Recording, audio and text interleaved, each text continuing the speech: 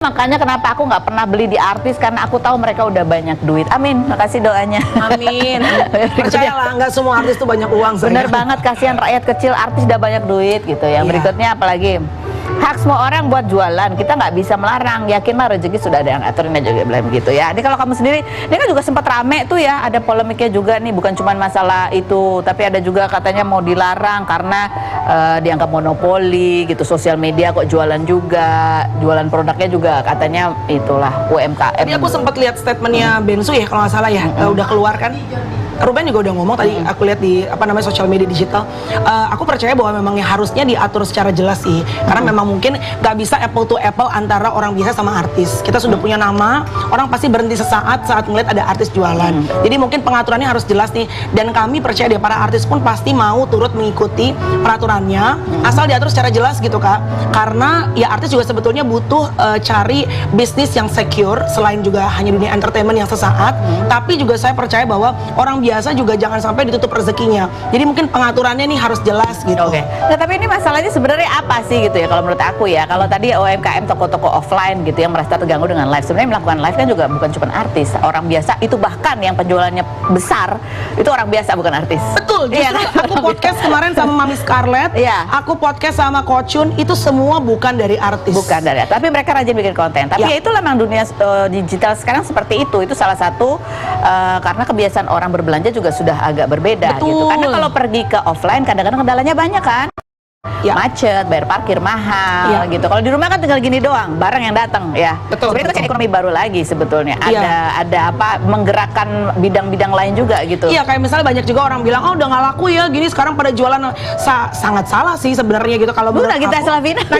Gigi sama Raffi kurang laku apa? Karena menurut aku hanya orang-orang yang bisa terus adjust dengan keadaan atau perubahan zaman yang bisa akhirnya survive. Tapi balik lagi pilihan ya kan. Misalnya ada orang rasa karena live TikTok itu bukan hal yang mudah loh. Gue aja yang gue bisa bilang gue jago ngomong dari berapa puluh tahun yang lalu, gue tuh cari makan dengan mulut gue ini ngomong, penyiar radio. Gue nggak mau live tiap hari karena menurut gue it's exhausting. Tapi kalau ada orang yang bisa live tiap hari berjam-jam, it's good for you. Tapi for me gue nggak bisa, it's mental breakdown. Iya. Kalau menurut aku ya begitu. Kayaknya gimana ya, ini kan kalau menurut aku ya bukan membelain artis jualan atau apa. Aku setuju sih nggak semua orang bisa jualan di live itu karena capek. Gue udah paling cerewet, bener gak? Gue bilang ke manajer gue, lu jangan suruh gue live tiap hari, lu jangan suruh gue live berapa jam. Oke, konsistensi penting, tapi gue butuh waktu untuk diri gue, anak-anak gue, karena anak gue sempet stres kan.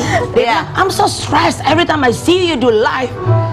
Wah, gue bilang oke, kita live jam segini sampai jam segini, banyak sedikit affiliate, doesn't matter, yang penting harus ada waktu nidurin anak dan berangkat sekolah sama anak. Ini bukan masukan buat pemerintah ya, sebenarnya itu kan bisa disinergikan gitu. Kalau memang ingin tentang barang-barang UMKM, sebenarnya barang-barang UMKM itu bisa dijual bahkan melalui artis-artis gitu.